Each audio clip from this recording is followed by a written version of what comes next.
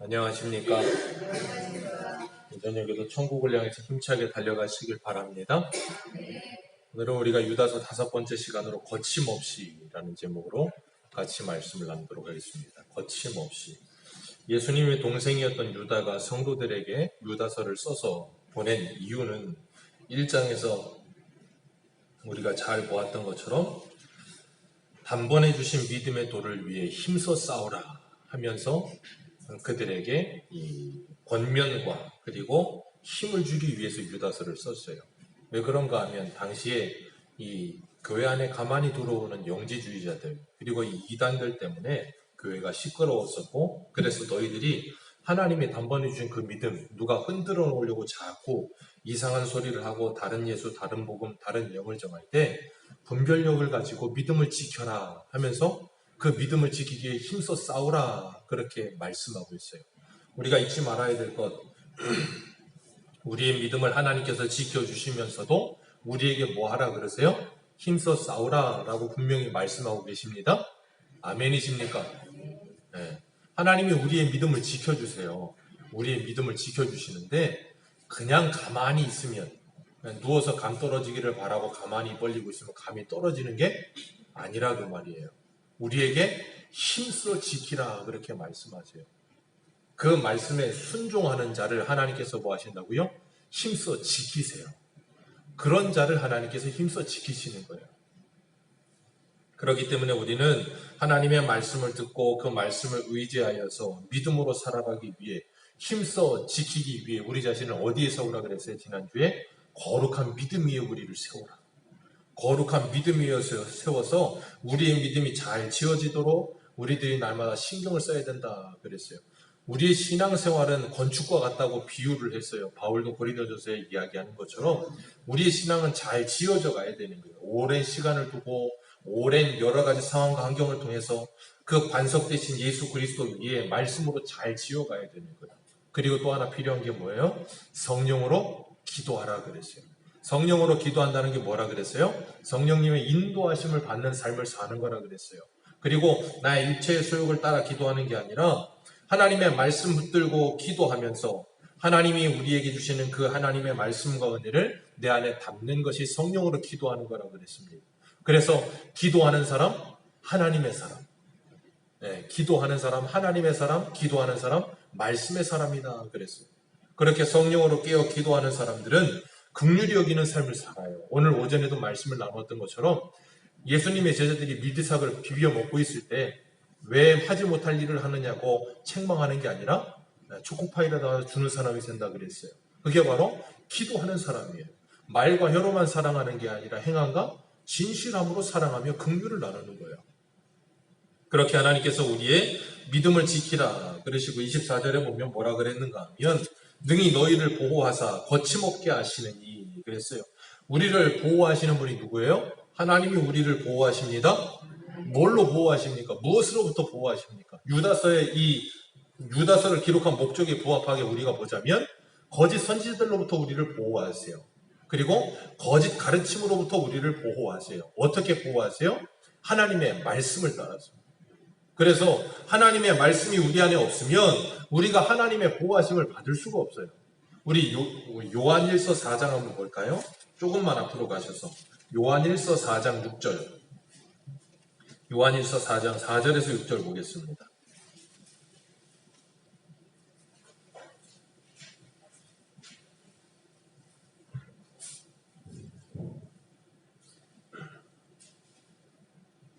요한일서 4장 4절에서 6절입니다. 시작. 자녀들아 너희는 하나님께 속하였고 또 그들을 이기었나니 이는 너희 안에 계시니까 세상에 있는 자보다 크심이라.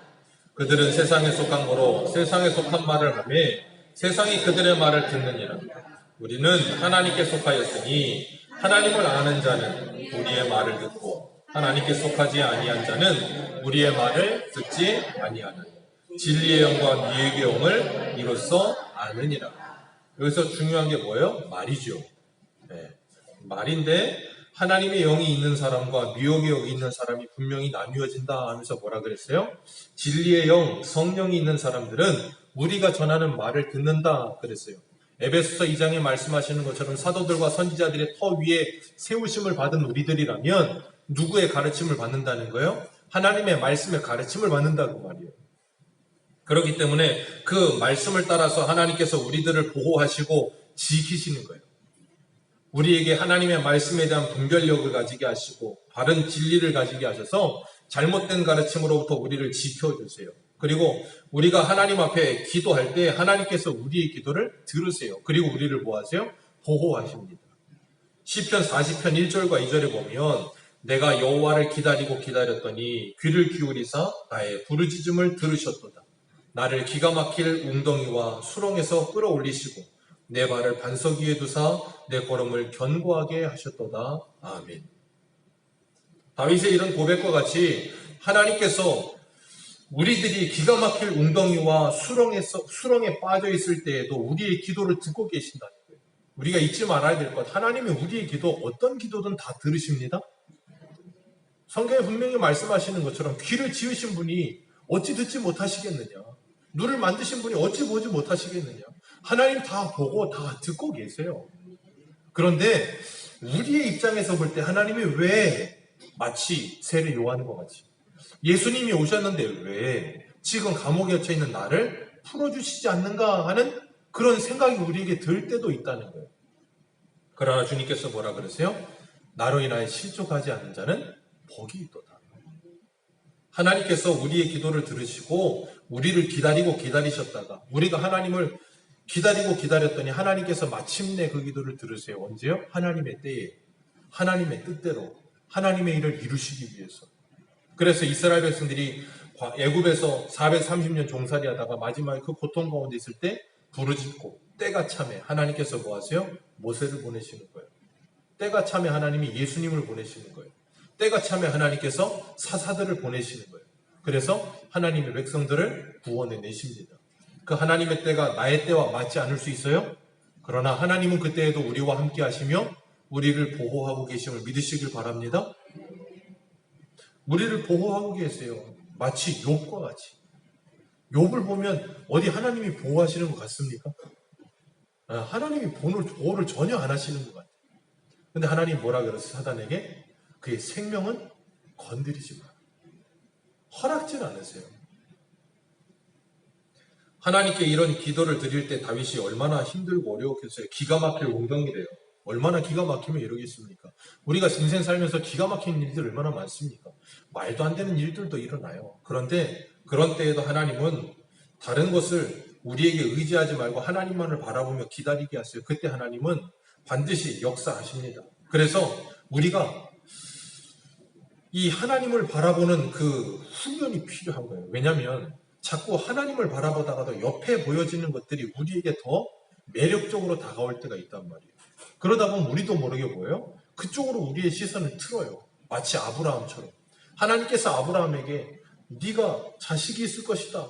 하늘의 별과 같이 바다의 모래와 같이. 근데 그리고 나서도 거의 20년이 넘도록 자식이 없어요. 하나님께서 그렇게 말씀하시는데도 안 되니까 나중에는 사라가 얼마나 믿음이 좋은지 이 아브라함에게 뭐라 그래요? 하나님 민망하시니까 우리가 좀 도와드리자고. 그래서 하갈을 통해서 이스마엘을 낳잖아요. 하나님의 때를 기다리지 못하고 자꾸 다른 길이 보이는 거예요. 우리에게도 그럴 때가 있어요. 분명히 있습니다. 그때 다른 길을 보지 마시고 하나님께 집중하세요. 하나님께 집중하세요. 우리가 금요일 날도 열왕기하 25장, 24장 말씀 나누면서 뭐 했습니까? 하나님이 나라가 무너졌는데 예레미야에게 기도를 해요. 요한하나님 부탁을 해서. 예레미야가 하나님께 기도하니까 하나님이 뭐라 그러셨어요? 너희들은 애굽으로 내려가지 마라. 이 땅에 머물러 있으라. 내가 너희들과 함께하며 너희들을 도와주겠다. 여러분 같으면 그걸 믿으시겠느냐고요. 하나님이 방금 전에 나라가 망하는데 안 도와줬는데 지금은 어떻게 도와줍니까? 그러니까 애굽에 내려가는 거예요.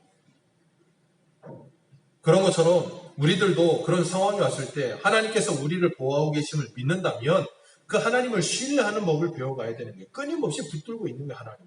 그럼 하나님이 지키세요. 성경 속에 많은 믿음의 사람들을 보세요. 하나님께서 지키십니다. 다니엘 보세요. 사자굴에서도 하나님이 지키세요. 다니엘의 세 친구들을 하나님께서 풀무불 속에서도 지키세요. 그 하나님은 그때 하나님이 아니고 지금도 동일하신 하나님이세요. 저와 여러분들은 그런 상황 속에서도 지키시는 하나님 되심을 믿으셔야 돼요. 우리 최상원 집사님 그러셨어요. 이번에도 기도하시면서 뭐예요? 흰남노? 흰남노 맞나요? 그거 요번에 기사 보니까 한남노라고 기사도 났던데. 그래, 배다 한남 안 된다 그러니까 우스갯소리 한 거지. 진짜 그런 기사가 나온 건지 어찌는 모르겠지만. 아니, 다른 나라 말이니까 정확히 알 필요는 없어요. 어쨌든 태풍이 올라와요. 우리가 그런 것도 뭐예요? 하나님께 기도하는 거예요. 정말 말도 안 되는 일 같잖아요. 아니, 태풍이 올라오고 있는데 그걸 기도한다고 태풍이 어떻게 돌아가겠나? 네, 돌아가요. 돌아갈 수도 있습니다. 그게 하나님의 뜻이라면, 하나님의 뜻이 아니라면 한반도를 정통으로 돌파할 것이고, 하나님의 뜻이 아니라면 돌아갈 거예요. 우리는 하나님의 뜻이 어디 있는지 몰라요. 그러니까 우리는 기도하는 거예요. 우리의 모든 생활 속에서 하나님의 뜻이 어떤 건지 우리가 다 알 수가 없잖아요. 우리가 어떻게 합니까? 하나님의 뜻을 다 아세요? 저도 몰라요. 하나님의 뜻이 이거구나 어렴풋이 알 때도 있지만 모를 때가 더 많아요. 그럴 때 뭐예요? 기도하는 거예요, 하나님께. 우리는 사람인이라는 한문이 서로 사람이 이렇게 등을 기대고 서 있는 상형 문자잖아요. 그 모양을 따서 사람을 만들었는데 그런 것처럼 하나님께서 사람을 만드실 때 의존적 존재로 만드셨단 말이에요. 그래서 사람은 누군가를 의지해야 돼요. 사람을 의지하나 돈을 의지하나 아니면 다른 무엇을 의지하나. 그래서 사람들이 전부 다 뭘 해요? 뭐 하나씩은 믿는 거예요. 믿는 구석이 있어야 돼, 사람은. 안 그러면 혼자 못 서 있습니다. 사람이 그렇게 약한 거예요. 하나님이 우리를 왜 그렇게 약하게 만드셨어요? 하나님을 절대적으로 의지하게 하시려고. 그래서 우리는 하나님을 의지할 때에만 평안을 가져요. 하나님을 의지할 때에만 안전해요. 하나님을 의지할 때에만 안심을 한단 말이에요. 왜요? 하나님이, 우리가 믿는 하나님이 천지를 창조하신 하나님이라는 걸 믿기 때문이에요. 그래서 우리는 신앙이 좋으면 좋을수록 뭐 하냐면 자꾸 스스로 독립하려 하지 않고 하나님을 의지하려고요, 더. 그걸 예수 그리스도의 연합이라고 부르는 거예요. 아이들은 잘하면 잘할수록 뭐예요? 자기 스스로 하려고 그래요. 자기 스스로 모든 걸 다 하려고 하고 자기 스스로 뭘 해보겠다고요. 근데 신앙생활을 하면 할수록 점점 더 하나님을 의지하는 거예요. 왜요? 하나님만이 우리의 힘이라는 걸 믿으니까.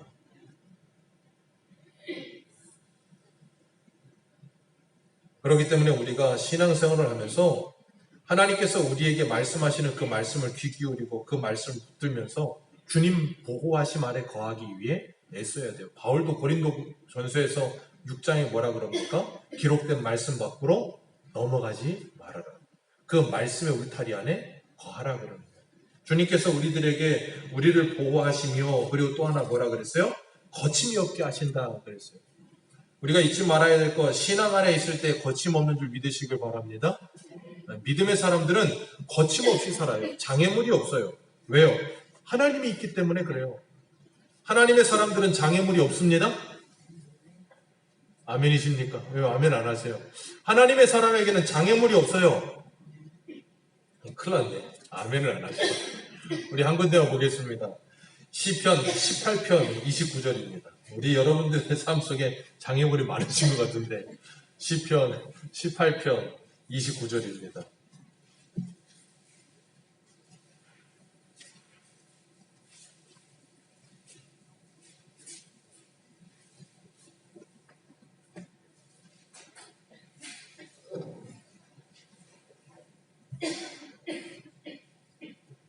같이 읽습니다. 시작.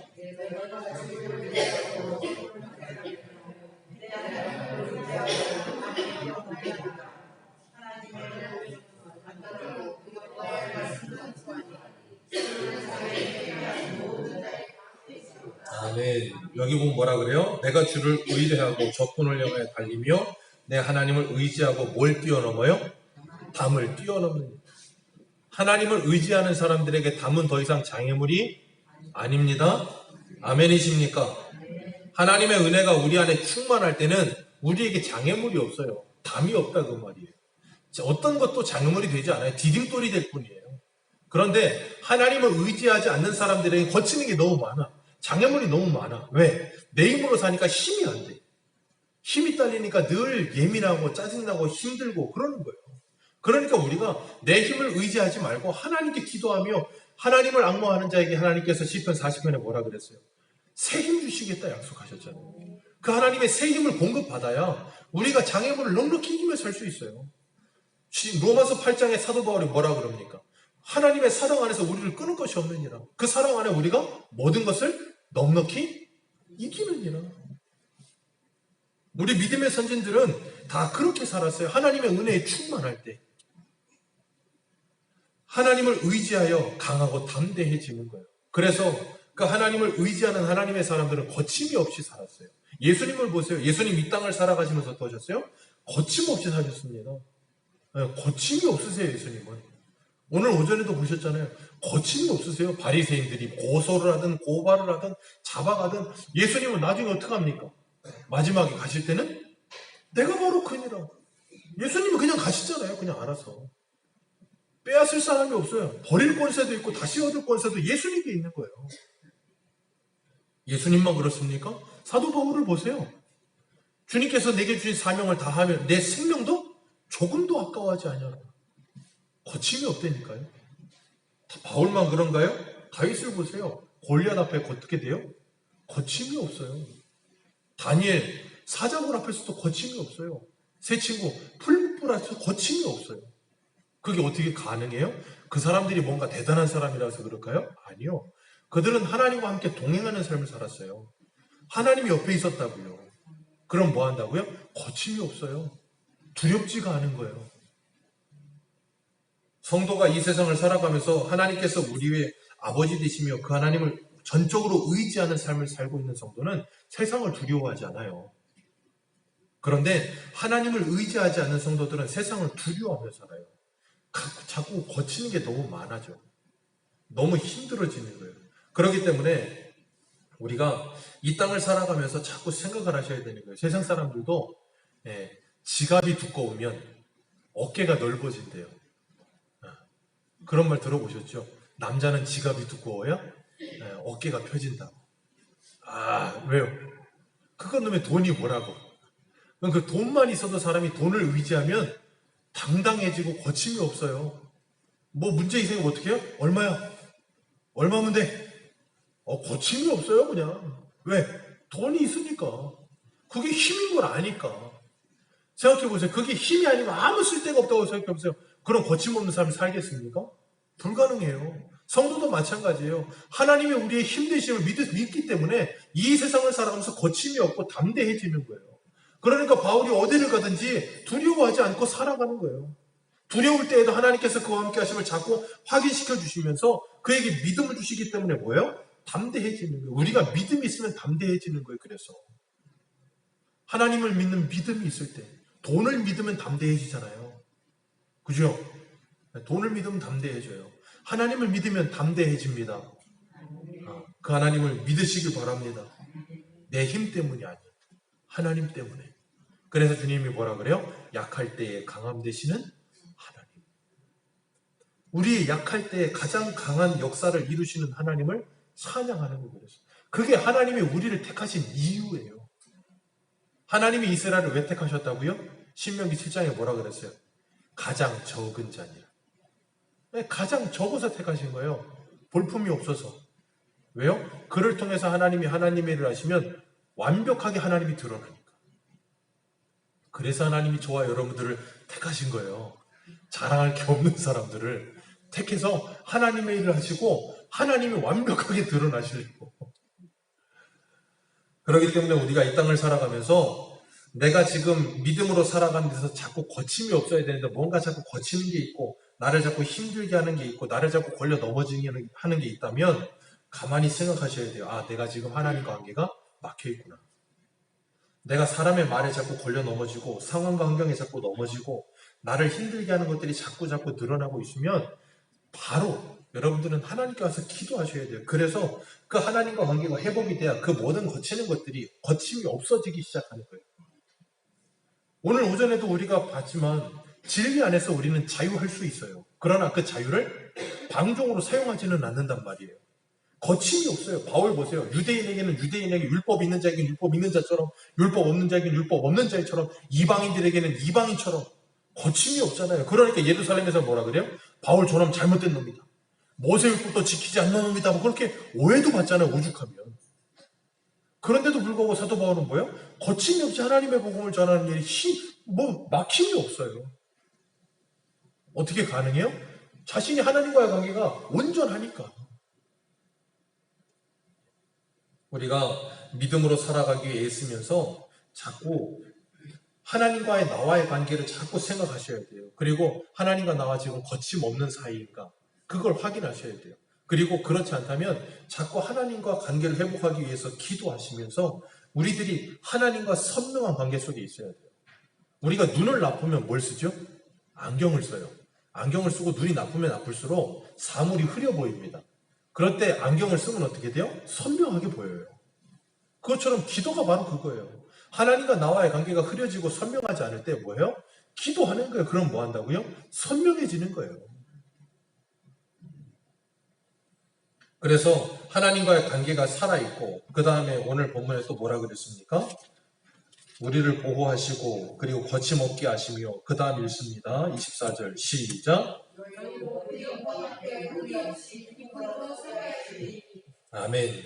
너희 앞에 흠이 없고 기쁨으로 서게 하시리. 그게 누구예요? 하나님. 우리가 하나님 앞에 어떻게 흠이 없게 서겠어요?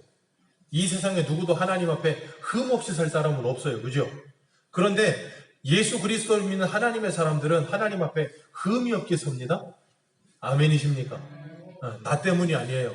예수님 때문에 하나님 앞에 흠이 없게 설 수 있어요. 그 주님께서 우리를 예수 그리스도의 보혈로 깨끗게 하시기 때문에 가능한 거예요. 그래서 시편 32편 1절에 뭐라 그럽니까? 허물의 사함을 받고 자신의 죄가 가리워진 자는 복이 있도다. 마음에 간사함이 없고 하나님께 정죄를 당하지 아니하는 자는 복이 있도다. 허물의 사함을 받는 자들. 계시록 6장에는 뭐라 그랬어요? 7장에 뭐라 그랬어요? 그 어린 양의 피에 옷을 빤 자들, 깨끗한 세마포 옷을 입잖아요. 그런 자들은 하나님 앞에 온전히 서는 거예요. 그리고 그런 옷을 입고 하나님 앞에 서는 사람들은 뭐예요? 그 하나님의 말씀을 따라 사는 거예요. 그 말씀이 내 발의 등이요 빛이 되어서 그 말씀을 따라 살아갈 때 실족지 않고 우리의 행실이 깨끗해지는 거예요. 그래서 시편 119편 9절에 보면 청년이 무엇으로 그의 행실을 깨끗게 하리이까? 주의 말씀을 따라 지킬 따름이니이다. 아멘.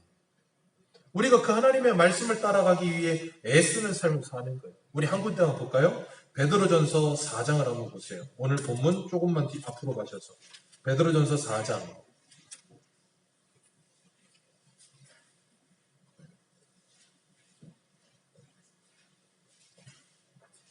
베드로전서 4장 1절부터 우리 읽어 내려가겠습니다.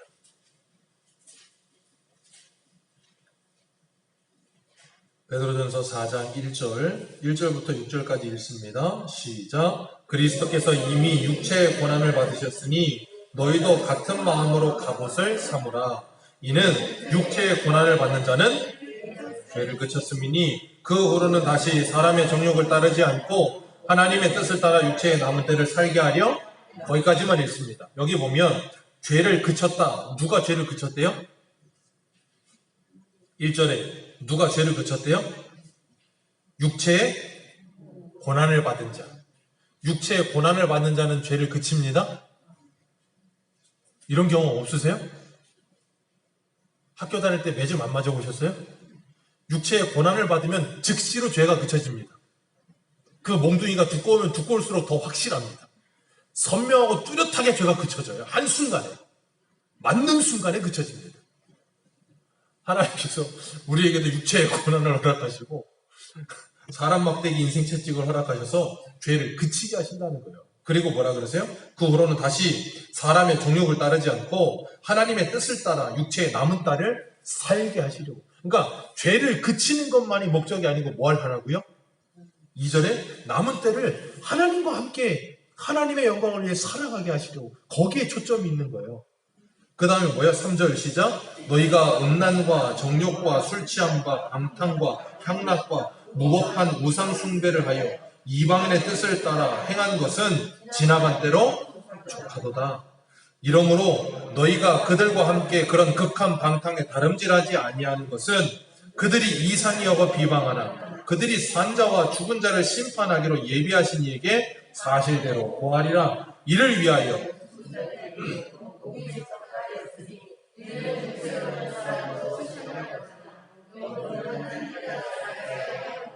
아멘.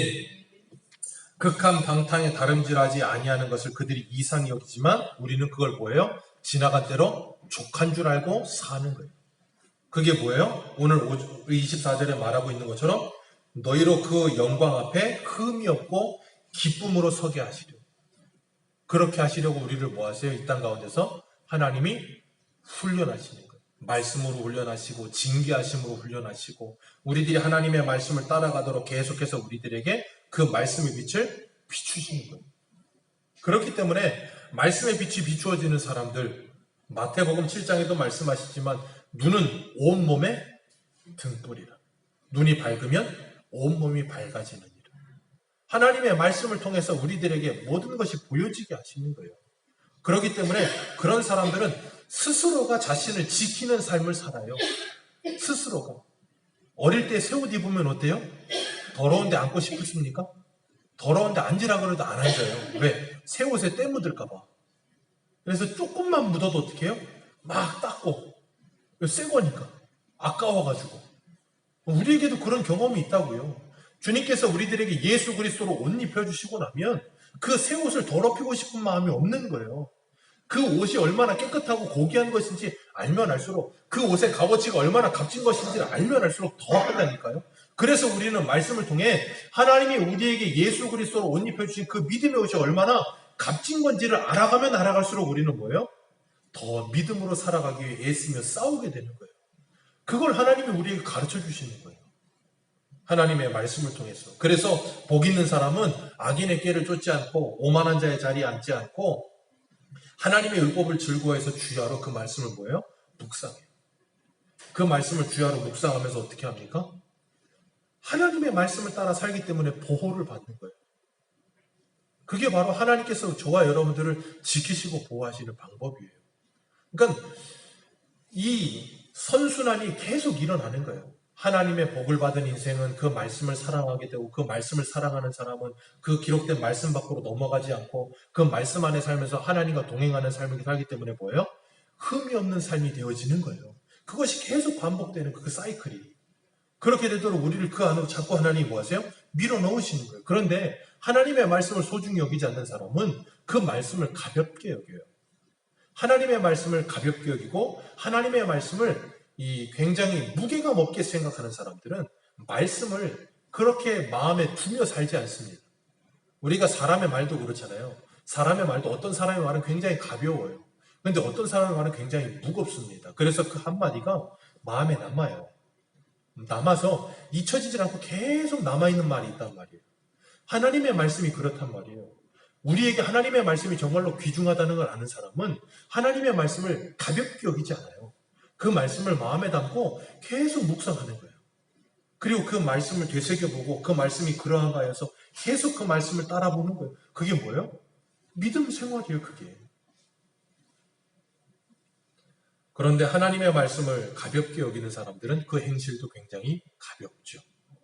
그 생활도 굉장히 가볍습니다.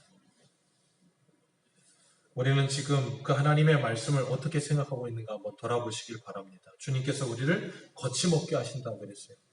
그런데 베드로전서 2장에 보면 2장 9절 이하에 이렇게 말씀하세요. 제가 읽어드릴게요. 또한 부딪힌 돌과 걸려 넘어지게 하는 바위가 되었다 하였느니라. 그들이 말씀을 순종하지 아니함으로 넘어지나니 이는 그들이 이렇게 정하신 것이다. 그러나 너희는 택하신 족속이요 왕같은 제사장들이요 거룩한 나라요 그의 소유된 백성이니 이는 너희를 어두운 데서 불러내어 그의 기이한 빛에 들어가게 하신 이의 아름다운 덕을 선포하게 하려 하심이라. 아멘. 여기 보면 두 종류의 사람이 나와요. 하나님의 말씀이 부딪히는 돌, 걸려 넘어지는 바위가 되는 사람들, 그리고 한 사람들은 보배로운 산돌이 된 사람들. 그 예수 그리스도가 우리에게는 보배로운 산돌입니까? 아니면 거치는 돌입니까? 우리에게는 거침이 없다 그랬는데 예수 그리스도가 우리에게 보배로운 산돌이 될 때 우리는 이 세상을 믿음으로 거침없이 살겠지만 예수 그리스도가 우리에게 걸려 넘어지는 돌이 되는 사람들은 이 세상을 살면서 뭘 하든지 걸려 넘어질 거예요. 뭘 하든지 부딪히실 거예요. 그때 기억하십시오. 아, 주님이 나에게 지금 부딪히는 돌, 거치는 반석이 되어 있구나. 아, 내가 지금 이렇게 잘못되어 있구나. 그걸 확인하시고 주님 앞에 엎드려 기도하며 하나님과의 관계를 회복하시길 바랍니다. 그럴 때 하나님께서 우리 25절 마지막으로 마치겠습니다. 시작. 곧 우리 구주 홀로 하나이신 하나님께 우리 주 예수 그리스도로 말미암아 영광과 위엄과 권력과 권세가 영원전부터 이제와 영원토록 아멘. 우리 주 예수 그리스도로 말미암아 영광과 위엄과 권력과 권세가 영원 전부터 이제와 그 다음 뭐라고요? 영원토록 하나님께 있을지어다. 그 하나님이 누구라고요? 내 아버지. 그 하나님이 뭐 하신다고요? 날 보호하신다. 나를 거침없게 하신다. 기도하겠습니다. 아버지 하나님,